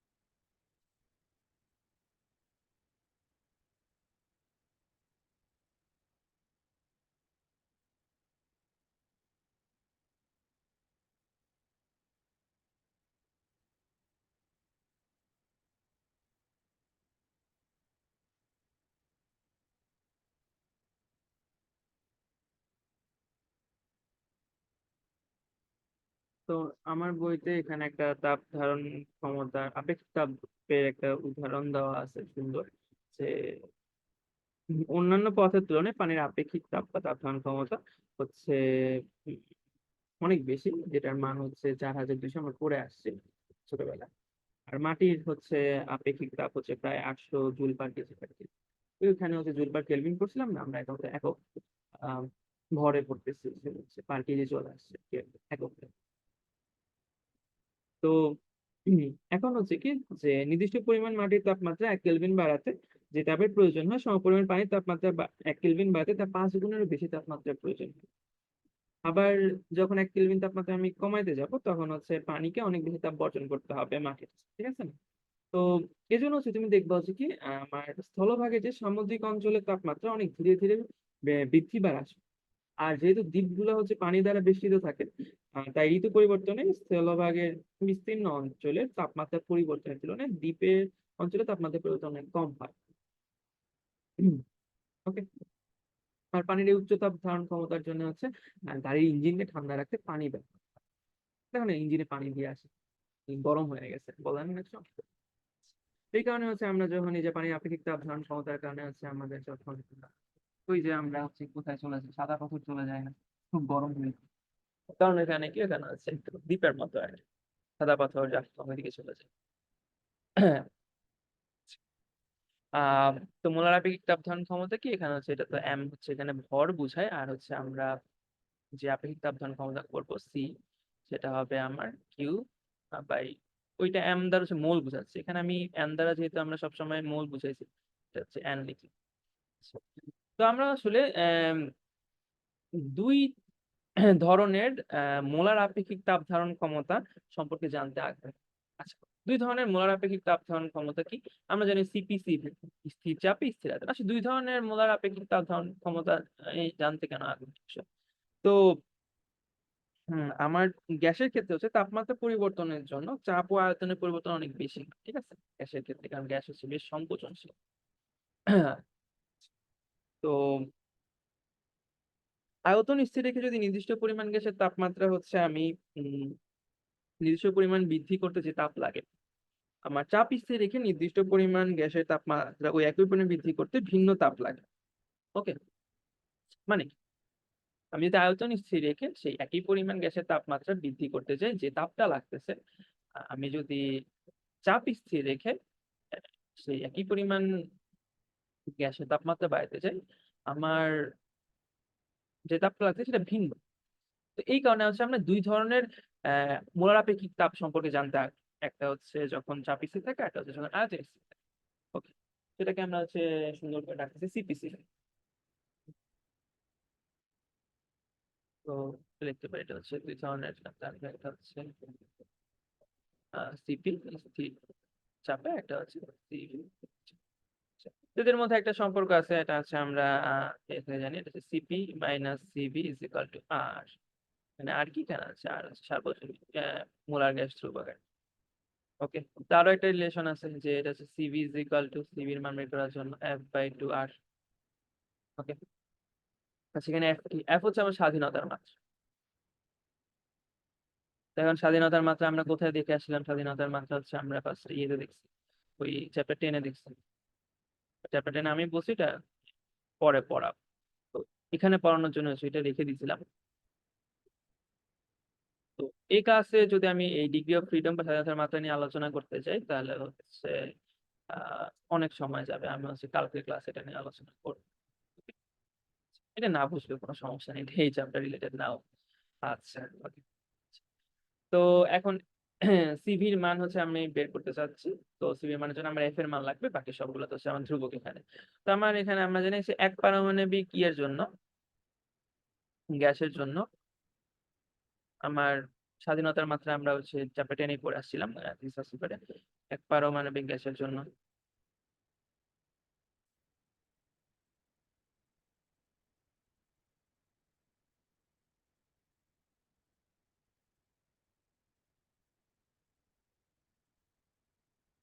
হচ্ছে এফ ইজ ইকাল টু আমার 3। ওকে, এখন F3 কেন হইলো এটা হচ্ছে পরে বুঝাবো না, ঠিক আছে? খুব মজার একটা বিষয়। যেমন হচ্ছে আমরা উদাহরণ দিতে পারি কি, হিলিয়াম দিতে পারি, ওই ইয়ে গ্যাস গুলা, আহ নিষ্ক্রিয় গ্যাস গুলো, হিলিয়াম, নিয়ন, আর্গন, এগুলো আর কি। আচ্ছা, তো হচ্ছে দ্বিপারমাণবিক গ্যাসের জন্য সেটা হচ্ছে F=5। এর উদাহরণ দিতে পারি কি, পরমাণু বা দ্বিপারমাণবিক O2N2 মৌলিক গ্যাস সমূহ। এটা হচ্ছে কারণ বহু পারমাণবিক, বহু পরমাণু গ্যাসের জন্য হচ্ছে ডিগ্রি অফ ফ্রিডম হচ্ছে 6। যেমন হচ্ছে তুমি ওজোনের উদাহরণ দিতে পারি, আমার কার্বন ডাইঅক্সাইড উদাহরণ দেওয়া আছে। ওকে, তো এখন আরেকটা আমরা আরেকটি ইম্পর্টেন্ট রিলেশন আমরা জানি, এখানে হচ্ছে অনেকগুলো ইম্পর্টেন্ট রিলেশন আছে। হ্যাঁ, মনে রাখতে হবে, gamma is equal to CP by C. তো এত সকল রিলেশন জানার একটাই কারণ হচ্ছে গামার মানটা বের করা। এখন গামার মান আমরা একটু বের করি। গামার মান হচ্ছে আমরা জানি যে এক পারমাণবিক গ্যাসের জন্য হচ্ছে 1.66, দ্বিপারমাণবিকের জন্য হচ্ছে 4, বহু পারমাণবিকের জন্য হচ্ছে 1.3। এটা আসলে কিভাবে আসলো সেটা হচ্ছে আমি একটু দেখবো এখানে। সেটা করে ফার্স্ট হচ্ছে ইয়ে করি, ডিগ্রি অফ ফ্রিডম সিবির মান বের করবো 5/2 আর সিপি হচ্ছে কি। এটা পুরোপুরি হচ্ছে একটা থিওরি বেস চ্যাপ্টার, এখানে যদি থিওরি আমি ভালো মতো না বুঝি হচ্ছে অনেকগুলা ম্যাথ করতে পারবো। আর এটা অনেকখানি একটু মানে ইয়ে হইতে হয়, মেমোরাইজিং পাওয়ার ভালো থাকা লাগে, নাহলে হচ্ছে এত কিছু আসলে মনে থাকে না। আচ্ছা, এক পারমাণবিক জন্য এক পরমাণু জন্য হচ্ছে কি সিবির মান হচ্ছে কি, সিবি ইজ ইকুয়াল টু 3/2 আর না। আচ্ছা, এখন সিবি এখান থেকে সিপির মান বের করতে হচ্ছে CP minus CB is equal to R. তাহলে হচ্ছে সিপি কত হয়, সিপি হচ্ছে আমার 5/2 আর হবে। কারণ হচ্ছে তো গামার মান এখান থেকে ইজিলি বের করে ফেলতে পারবো। 5/3 আসবে গামার মান, 5/3 হচ্ছে 1.66 চলে আসতেছে। আচ্ছা, এখন দ্বিপরমাণুকের জন্য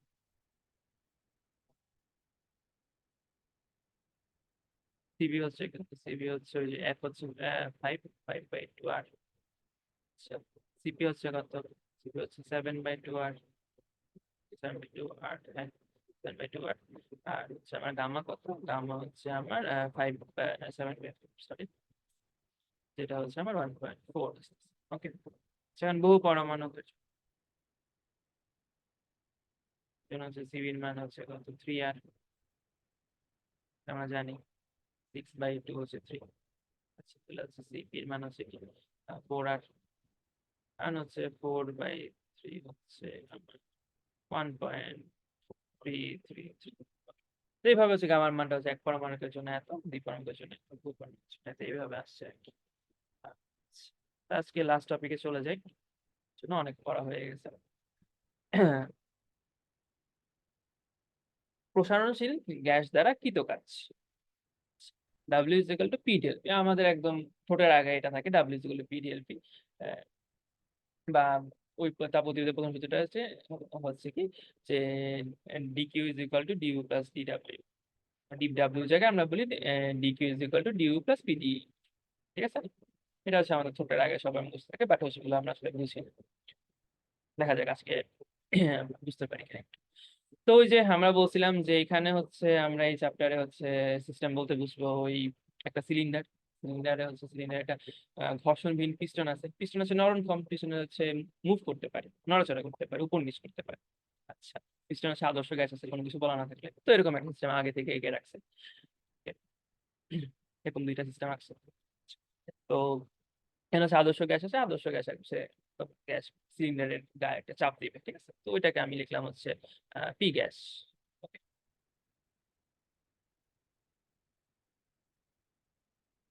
হচ্ছে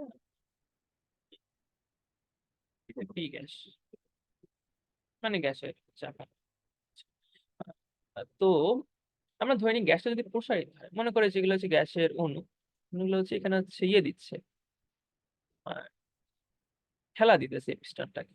গ্যাসের অণু সময় হচ্ছে পিস্টনটাকে ঠেলা দেয়, গ্যাসের অণু সময় একটা সমস্যা। অন্য কোনো সমস্যা দেখবো না, গ্যাসের অণু সমূহ হচ্ছে এই চ্যাপ্টারে এই গ্যাসের অণু সমস্যা, পিস্টনকে ঠেলে উপরে পাঠিয়ে দিতেছে। পিস্টনটা এখানে আছে, সে তার সুবিধা মতো এটা কি করতে ঠেলতেছে। চলতেছে, ঠেলতে উপরে নিয়ে যাচ্ছে। আচ্ছা, তো ঠেললে কি হয়, গ্যাসের প্রসারণ হচ্ছে, গ্যাসের হ্যাঁ প্রসারণ ঘটতেছে। আচ্ছা, গ্যাস যদি প্রসারিত হয় তাহলে হচ্ছে আমরা হচ্ছে গ্যাস কাজ করতেছে না নিজে, প্রসারিত হওয়ার জন্য কাজ করতেছে না, নিজে কাজ করতেছে, নিজে কাজ করতে প্রসারিত হচ্ছে। ওকে, তো আমি টেনে এই যে পিছনটা আমি টান দিই নাই, পিছনে নিজের মতো আছে, হচ্ছে পিছনটা সে ঠেলে ঠেলে করে পাঠাচ্ছে, গ্যাস নিজে কাজ করছে। তাহলে আমরা কি বলবো, গ্যাস কর্তৃক কৃত কাজ, গ্যাস কর্তৃক কৃত কাজ। বা সিস্টেম কর্তৃক কৃত কাজ বলতে পারি এখানে, আদর্শ system। তো এখানে কি হবে, W is equal to P del V. আচ্ছা, তো পি তো হচ্ছে কনস্ট্যান্ট, পি হচ্ছে কি, পি তো আর মাইনাস হবে, চাপ তো ঋণাত্মক হতে পারে না। তো সে ডেল ভি উপর ডিপেন্ড করতেছে যে হ্যাঁ, আমার ডাব্লিউর চিহ্ন কি হবে, বা ওয়ার্ক চিহ্ন কি, ওয়ার্ক ডানের চিহ্ন কি হবে কৃত কাজের। ওইখানে হচ্ছে একটা জিনিস বলতে ভুলে গেছিলাম, এখানে চিহ্ন প্রথা নিয়ে অনেকের হচ্ছে অনেক কনফিউশন থাকে। তো হচ্ছে আমরা ফার্স্টে হচ্ছে ওই সূত্রে যাওয়ার আগে চিহ্ন প্রথা নিয়ে একটু আলোচনা করে নিব। আচ্ছা, তো ফার্স্ট হচ্ছে কৃত কাজের ওইটা আলোচনা করি, পরে হচ্ছে তারপর অন্তঃস্থ শক্তি একটু আলোচনা করবো না। এটাই মেইন, সেটাতে আমরা অনেক কিছু বুঝতে পারবো, একটা মজার জিনিস। আজকে একটা জিনিস বলার পর তোমার হচ্ছে এই চিহ্ন নিয়ে আর কোনো প্রবলেম থাকবে না। ডাব্লিউ হলো P del V. Del V মানে হচ্ছে, ডেল মানে হচ্ছে পরিবর্তন, আমরা জানি। তোমার ডেল মানে, এটা হচ্ছে ডেল, ডেল মানে হচ্ছে পরিবর্তন। আমি আগে তো বলছিলাম পরিবর্তন বলছিলাম। Okay? তো পরিবর্তন কি, পরিবর্তন সবসময় আহ শেষ মাইনাস আদি হয়। Okay? তার মানে এখানে পরিবর্তনটা কি হবে, ডেল ভি হচ্ছে তোমার কি হবে, বি শেষ মাইনাস বি আদি। তখন কি, যদি গ্যাসটা যদি প্রসারিত হয় তাহলে হচ্ছে শেষের যে ভলিউমটা, শেষের আয়তন, এই আয়তন, সেটা হচ্ছে কি বড় হবে না আদি আয়তন থেকে শেষ আয়তন। তাহলে হচ্ছে কি আমার ডেল ভি কি আসতেছে, পজিটিভ আসতেছে না। তার মানে হচ্ছে কি আমার কৃত কাজ পজিটিভ আসছে। এখানে কি হচ্ছে, এই জায়গাটা দেখো। আচ্ছা, তো এই জায়গাটা আমরা কি করছি, এই জায়গাটা হচ্ছে এখন আমরা কি করছি, এটা কিছু ভর রাখলাম, এরকম একটা ভারী বস্তু রাখলাম, ছোট ছোট বস্তু এগুলো আছে, আমি কি করছি, আমি পিস্টনের উপর রাখছি, বুঝতে পারছি। তো এখন কি হবে, এখন হচ্ছে এই ভারী বস্তুগুলোর কারণে পিস্টনটা কি নিচে নেমে যাবে না? হ্যাঁ, তো পিস্টনটা নিচে নেমে যাবে। তো পিস্টনটা নিচে নেমে গেলে আমার গ্যাসটা হচ্ছে কি সংকুচিত হবে, পিস্টনটা মনে করো এখানে নেমে গেল, এখানে নেমে গেল, তো গ্যাস হচ্ছে কি সংকুচিত হচ্ছে। আচ্ছা, তো আমার গ্যাসের উপর কাজ করতেছে না, তাহলে এখন কি করছি, হ্যাঁ গ্যাসের উপর কৃত কাজ, গ্যাসের উপর,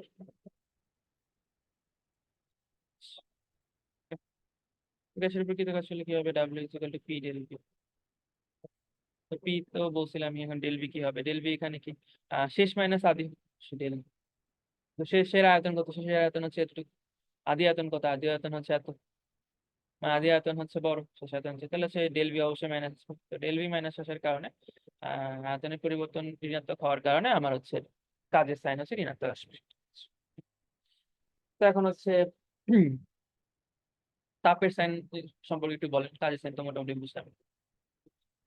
তো তাপের সাইন হচ্ছে কি, তাপ আমি হচ্ছে যদি সিস্টেমে তাপ দিই তাহলে হচ্ছে সেটা পজিটিভ, সিস্টেমে তাপ, সিস্টেমে যদি তাপ অপসারণ করি সেটা নেগেটিভ, সিম্পলি বইয়ের মতো বলে এটাই।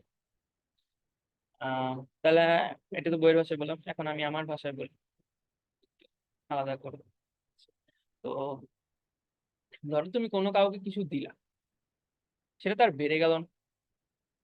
ধরো তুমি কোনো কাউকে হচ্ছে টাকা ধার দিলে বা টাকা দিলে, তার কাছে টাকার পরিমাণ বেড়ে গেল না। ওকে, আবার তোমার ক্ষেত্রে কি হলো, তোমার কাছে টাকার পরিমাণ কমে গেল, সে তোমার থেকে নিয়ে ফেলছে, তোমার থেকে কিছু টাকা নিয়ে ফেলছে, যে নিছে তার টাকার পরিমাণ বেড়ে গেছে, মানে তার শক্তি বেড়ে গেছে। এখানে টাকাই তো এখন শক্তি মনে করা হয় এই সমাজ, যার টাকা যত বেশি তার শক্তি তত বেশি। ধরো তুমি কাউকে টাকা ধার দিছো, তাহলে হচ্ছে কি তার শক্তি বেড়ে গেল গেল। আচ্ছা, তারপর হচ্ছে কি তুমি হচ্ছে তাপ আর তোমার কি হচ্ছে, তোমার সে টাকা নিয়ে নিছে, তাহলে সে তোমার শক্তি কমে গেল। তেমনি ভাবে যদি সিস্টেমে তুমি তাপ দাও তাহলে সিস্টেমে শক্তি বেড়ে যাবে। আচ্ছা সিস্টেম থেকে তাপ নিয়ে নাও, তাপ সরায় নাও, অপসারণ করো, তাহলে হচ্ছে সিস্টেমে হচ্ছে কি কমে যাবে, তাপ খুব শক্তি শক্তি কমে যাবে আর কি। এটাই সিস্টেমে তাপ দেওয়াটা হচ্ছে আমি পজিটিভ ধরি, আর তাপ নিয়ে নেওয়াটা হচ্ছে নেগেটিভ। তো এখন হচ্ছে আরেকটা মজার জিনিস বলি। তো এই তাপগতিবিদ্যা আমরা কি কে কারা করে? তাপগতিবিদ্যায় আমরা ইঞ্জিনিয়ার্স করতেছি, ঠিক আছে না? এগুলো দিয়ে আমরা হচ্ছে আমাদের অনেক অ্যাপ্লিকেশন আছে, ভ্যারিয়াস লাগে। যেমন হচ্ছে আমাদের একটা এই যে সেকেন্ড সেমিস্টারে একটা কোর্স ছিল, সেকেন্ড সেমিস্টার কোর্স ছিল যে কেমিক্যাল ইঞ্জিনিয়ারিং থার্মোডাইনামিক্স। ওইখানে আমরা বিভিন্ন ইঞ্জিন সম্পর্কে পড়ছি, তারপর বিভিন্ন প্রসেস সম্পর্কে পড়ছি, ভেপর প্রেসার সাইকেল পড়ছি, তারপর হচ্ছে রেফ্রিজারেশন সাইকেল পড়ছি, যেটা একটু পড়বা তুমি। তারপর হচ্ছে অটো ইঞ্জিন করছি, স্পার্ক ইগনিশন ইঞ্জিন করছি, কম্বাসন ইগনিশন ইঞ্জিন করছি, মানে অনেক কিছু করছি। ভেপর কন্ডেন্সার সাইকেল করছি। তো এইগুলা কি, এগুলো হচ্ছে ওই যে আমার তাপগতিবিদ্যার একটা কি আহ তোমার উদাহরণ দিই যে তাপগতিবিদ্যা দিয়ে কি জিনিস বানানো হয়েছে আসলে, যেটা তোমার বাসায় আছে, ফ্রিজ বানানো হয়েছে তাপগতিবিদ্যা ইউজ করে। এটা আমাদের পড়ানো হয়েছে, ভেপর রেফ্রিজারেশন সাইকেল বলে আসলে কিভাবে আমার ফ্রিজ তোমার শাকসবজি, ফলমূল, মাছ, মাংস এগুলোকে ঠান্ডা রাখে বাইরের পরিবেশ থেকে। এটা কিন্তু কনস্ট্যান্টলি মেনটেন করতেছে একটা তাপমাত্রা। এমন না যে সেটা হচ্ছে তুমি ইয়ে করলা, যে রেখে দিলা, এটা হচ্ছে ইয়ে করে ফেলছে, জেনে বলে তাপটা বের করে দিল, ওইটা এখানে ইয়ে আছে। এটা কনস্ট্যান্টলি হচ্ছে কি তাপটা অপসারণ করতেছে।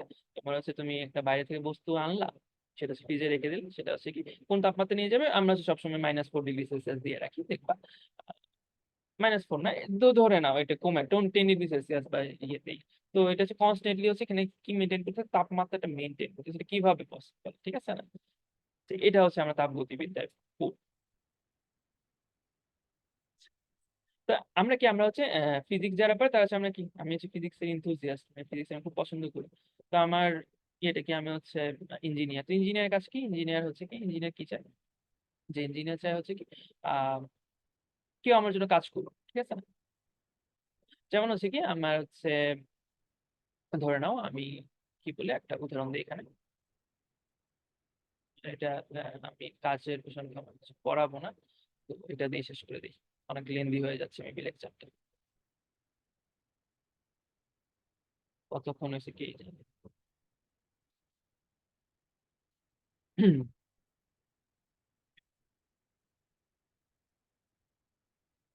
আহ,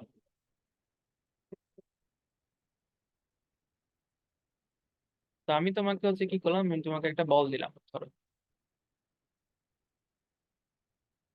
এটা হচ্ছে একটা বল। ওকে, এটা তোমাকে কি, আমি তো তোমাকে বললাম হচ্ছে এখানে একটা বিল্ডিং আছে, এই বিল্ডিং এর 2 তলা, এই যে এখানে এটা 2য় তলা, 2য় তলা আছে, তোমার বলটা উঠাইতে হবে। ওকে, আহ এখন তোমার হাত হচ্ছে ভাঙা, তুমি হচ্ছে ছুঁড়ে মারতে পারবে না। তুমি মনে করো এখানে আছো, হচ্ছে মাটি, তুমি মনে করো এখানে আছো। ওকে, তো তোমাকে বললাম যে এই বলটা 2য় তলায় তোমাকে ছুঁড়ে মারতে হবে। ছুঁড়ে মারতে হবে মানে 2য় তলা উঠাইতে হবে কোনোভাবে। এবার তোমার হাত হচ্ছে ভাঙা, তুমি ছুঁড়ে মারতে পারবে। তা আমি তোমাকে একটু হেল্প করে দিলাম, তোমাকে হচ্ছে কি দিলাম, তুমি তো তাপ গতিবিদ্যা পড়ছো, তোমাকে হচ্ছে আহ, ওই যে সিলিন্ডার দিলাম, সিলিন্ডার আছে, একটা আদর্শ গ্যাস আছে, আছে পিস্টন লাগানো আছে।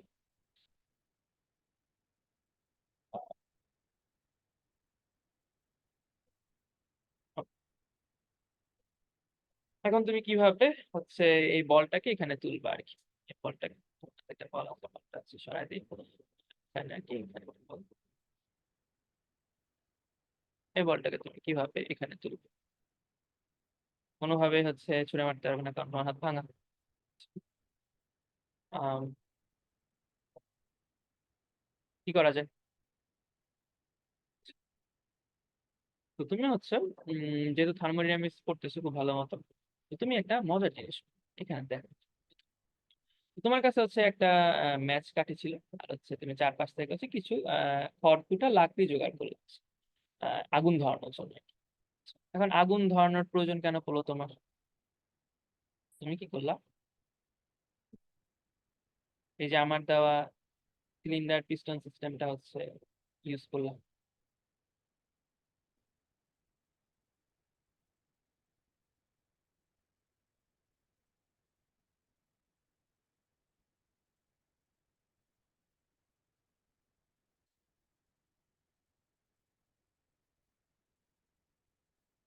তো তুমি কি করলা, এখানে হচ্ছে এটা এই যে এটা নিচে হচ্ছে এটা তাপ দিলা। ওকে, এটা নিচে হচ্ছে কি করলা,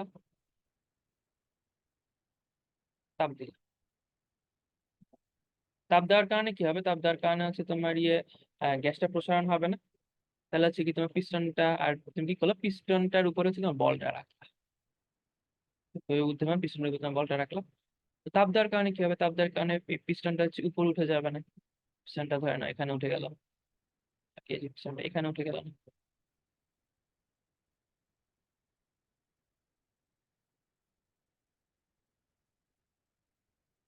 যে পিস্টনটা এখানে উঠে গেল, তার সঙ্গে সঙ্গে বলটাও হচ্ছে এখানে উঠে গেল না। আচ্ছা, আর এটা হচ্ছে কি, এটা তোমার নিচতলা ছিল, আর এটা হচ্ছে দোতলায় তুমি ইজিলি পৌঁছায় দিতে পারলা না বলটা। বুঝতে পারতেছো কি করছো তুমি, কত ভয়ঙ্কর একটা কাজ করে ফেলছো থার্মোডাইনামিক্স ইউজ করে। এই ভয়ঙ্কর কাজটাই হচ্ছে আমাদের ইঞ্জিনিয়াররা করে, যে তাপগতিবিদ্যা ইউজ করে। তো আমরা ইঞ্জিনিয়াররা চাই হচ্ছে কি আমাদের হচ্ছে গ্যাস আমাদের জন্য কাজ করে। গ্যাস আমাদের জন্য একটু কমপ্লেক্সলি না বলে একটা ইজিলি বলে, যে হচ্ছে আমরা স্টিম ইঞ্জিন, ঠিক আছে, বা বাষ্প ইঞ্জিন। ইঞ্জিন কি করে, ইঞ্জিন হচ্ছে তোমার গাড়ি চালায়। তো ইঞ্জিনে কি হয়, ইঞ্জিনে হচ্ছে এরকম একটা ব্যবস্থা থাকে, এই যে এটা আঁকলাম সিলিন্ডার দিয়ে, এরকম একটা ব্যবস্থা থাকে। ওখানে হচ্ছে কি হয়, বারবার হচ্ছে এটা পিছনটা উপর নিচ করে থাকে। উপর নিচ করার মাধ্যমে হচ্ছে তাপ উৎপন্ন হয়, তাপটা হচ্ছে তোমার গাড়ি চালাতে সাহায্য করে আর কি। এটা হচ্ছে যান্ত্রিক শক্তি রূপান্তরিত হয়। ওইটা পরে একদিন আলোচনা করবো। আচ্ছা, তো এখন এই যে এই যে পিছনটা হচ্ছে উপর নিচ করতে হবে বারবার। তো এটা এটা তুমি হাতেও করতে পারতাম, তো তো হ্যাঁ, হাতে করতে পারতাম। তো এখন তুমি হাতে তো করবা না। তাহলে ইঞ্জিনিয়ার কি করলো, ইঞ্জিনিয়ার এমন একটা ব্যবস্থা তৈরি করলো যাতে হচ্ছে কি আমার হাতে না করা লাগে। আমি হচ্ছে কি করলাম, এই যে তুমি যে কাজটা করলা, সেই সেম কাজটা হচ্ছে তোমার যে কোনো গাড়ির ইঞ্জিনে হয়। এটা অটোমেটিকলি হয়ে যেত। তার মানে এখন মনে কর, তুমি যদি হচ্ছে কাজ করো, তাহলে কি হলো, তুমি যদি কাজ করো তাহলে ইঞ্জিনিয়ার হইলা কেন? ইঞ্জিনিয়ার কি কোনো একটা কিছু, যে এই কঠিন একটা বিষয়, এই যে তোমার হাত ভাঙা ছিল, তুমি হচ্ছে যে তোমার আশেপাশে যা ছিল সেটা নিয়ে ইউজ করে তুমি তোমার কাজটা করে ফেলছো, কখনো এই কাজ করতে হয় না। ইঞ্জিনিয়ার চাই কি কেউ তার কাজ করে দেয়। এখন হচ্ছে কি, গ্যাস আমার কাজ করে দিচ্ছে, এটা ইঞ্জিনিয়ার কি, যে গ্যাস আমার মানে গ্যাস আমার কাজ করে দিক, এটা চায় না কেউ আমার কাজ করে দিক। কেউ আমার কাজ করে দিলে এটা হচ্ছে আমার জন্য পজিটিভ না। আমার যদি গ্যাস এর উপর কাজ করতে হয়, তাহলে এটা আমার জন্য ঋণাত্মক না। আমি গ্যাসের উপর কাজ করে আমার লাভটা কি? গ্যাস যদি আমার জন্য কাজ করে, সেটা আমার জন্য ভালো না। ওই যে আমার বাষ্প ইঞ্জিন চালাইতেছে। তার মানে হচ্ছে কি, তুমি যে ইঞ্জিনিয়ারিং পয়েন্ট অফ ভিউ থেকে দেখো, ইঞ্জিনিয়ার্স পয়েন্ট অফ ভিউ থেকে দেখো, তো ইঞ্জিনিয়ার চাই হচ্ছে কি কেউ হচ্ছে মানে তার জন্য কাজটা করে দেয়। ইঞ্জিনিয়ারিং হচ্ছে অল্টারনেটিভ ওয়ে খুঁজে আর কি, কেউ কাজ করে দেয় তার জন্য। ঠিক আছে, তো সেজন্য হচ্ছে কি, তো আমরা হচ্ছে যখন গ্যাস আমাদের জন্য কাজ করে বা গ্যাস প্রসারণ হয়, তখন হচ্ছে আমরা ডাব্লিউটাকে হচ্ছে পজিটিভ ধরি, আর হচ্ছে আমরা গ্যাসের উপর যখন কাজ করি সেটাকে হচ্ছে ঋণাত্মক ধরি। আজকে মনে হয় অনেকক্ষণ হয়ে গেছে, এতটুকু পর্যন্ত থাক।